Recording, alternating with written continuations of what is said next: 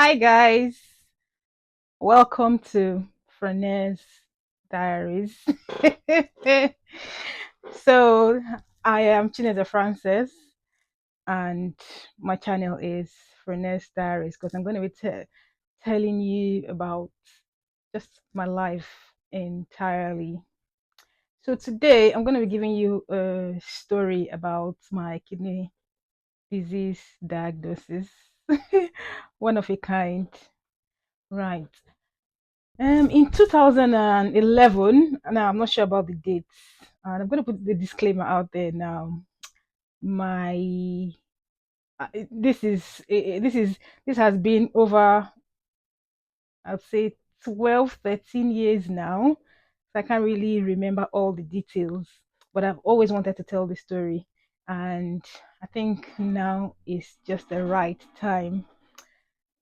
So I had to pick up the phone, call my neighbor in school, Jumoke, and called my mom as well so that they could give me like a detailed version of what happened because they were the ones that saw the beginning of everything. So my Jumoke saw the beginning of everything, and my mom saw me through the whole journey. So I called them, and they've given me they're giving me some details, and I'm gonna narrate it as much as I can. So in 2011, one morning I woke up and I just couldn't move. That morning we had a test or we had a lecture. I can't remember what exactly, but I would normally wake up in the morning, have my shower. I wake up in fact, I'm the first person to wake up in the hostel, get dressed, have my shower, get dressed, and I'm always like among the first set of people to be in class. So that morning, I couldn't move. I couldn't walk. I was in my room and I was crying apparently. And my neighbor Jumoke woke up that morning. She is not a very early person like that. So she saw me. She came into my room and saw that my door was open. Basically, I was still in the house or in the hostel. So she came in and asked me what the problem was, and I was just crying.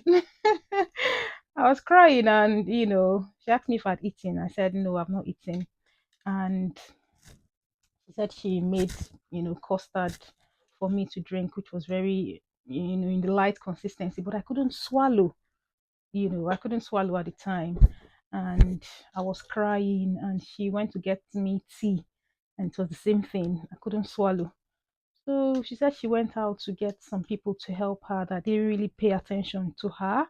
And then she had to go further to ask my NFCS president at the time. And Papa Ken came around. He came around, and while they were, so she went to them to explain to them the what's going on with me, that I can't move, that I've been crying. If they touch me, I'm screaming, that kind of a thing. So she called them to come and help me inside. And when they came inside, she said she went out to get somebody that could take us to the hospital. So she met one of the staff in the university at the time. The person knew me, and he told me that, and she told him that she wanted him to help me, them take me to the hospital. So they managed. I can remember that day as they tried to lift me up, I was screaming. As in, till today, I can actually still remember the way I was screaming. But every other thing that happened, in between, I can just remember snips and bits of everything. So they took me to the hospital. They took me to Goja Hospital. So I was in Okuku campus, and they took me to Goja Hospital. When I got to Ogoja Hospital, like the closest town from the Okuku village, when I got to Ogoja campus, they didn't even know where to, start from.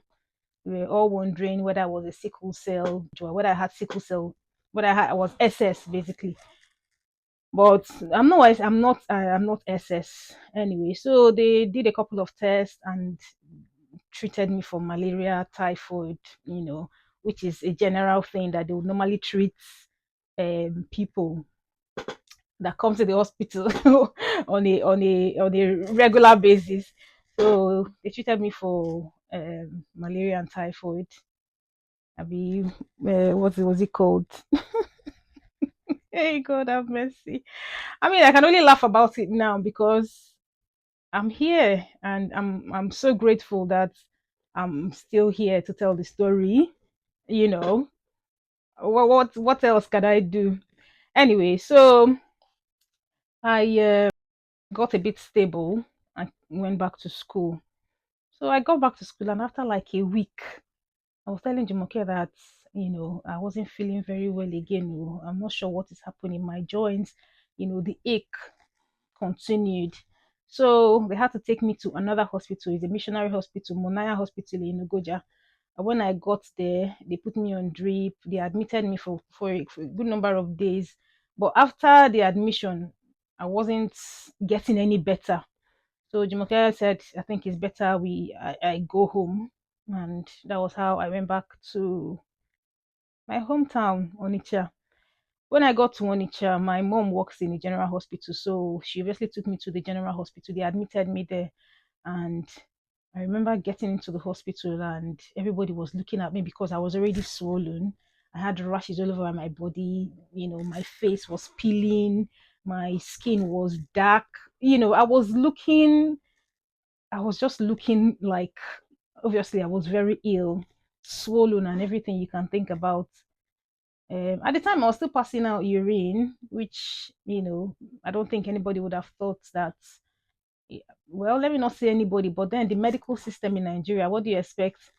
People in the hospital were thinking I had AIDS, I had HIV. So they were asking me some funny questions like, oh god, I can't even say those questions now, but yeah. Anyway, I was admitted into the hospital and I wasn't really getting any better. So out of the benevolence of people, there were suggestions here and there, different suggestions, different, go to this prayer, go to this place, go to this place, go to this hospital. Anyway, my auntie now, she recommended one lab technician that we should go there and do blood tests. So we go to the lab technician. After doing the blood test, the guy wrote down the list of medications that I was that the results came out that it was hepatitis B.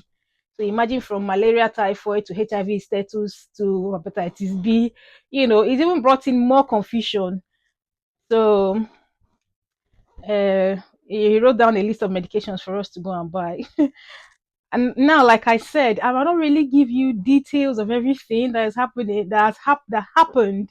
But if or whenever I come across my friend Jumoke, I'm gonna sit down and do a detailed video because I can't really give you like details of everything that happened, but I will try my best.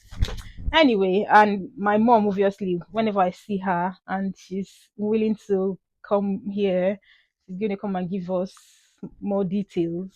Anyway, so my auntie recommended this lab technician. I went there to do the lab tests, and when we finished, he said it was hepatitis B, and then wrote down a list of medications for us to go and buy. And you know how it is in Nigeria. Sometimes you have the roadside chemists, you have the lab technicians, all of them doing their business, and they all think that they are okay to prescribe medication with the experience they've got from people that have come into their places and things like that.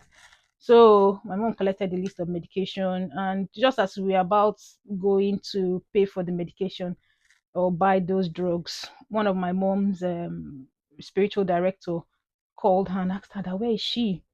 That what's she doing and what's going on. So she said she went to this lab technician and the guy prescribed, said it's hepatitis B, and he prescribed some medications that we're on the way to go and buy those medications. So Brother Ben, that's my mom's spiritual director, was like, as you should take me to a better hospital so that they can do a proper checkup and see what's going on.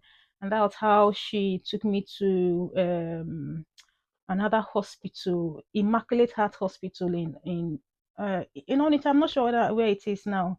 So we went to the Immaculate Heart Hospital, and after a series of tests, we were about going home. I can't remember if I was admitted in that hospital at the time.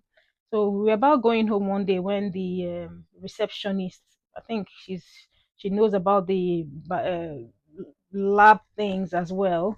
So she was like, "Have I done a kidney function test?" And my mom was like, "She doesn't have any money again to do more tests."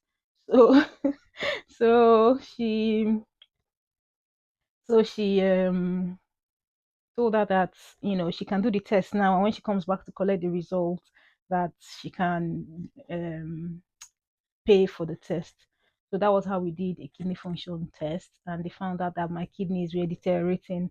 At the time, I didn't know much about these medical terms, creatinine, urea, and electrolytes and things like that. So I wasn't able to interpret the results as much as I would have been able, as I do now with the knowledge I've gotten.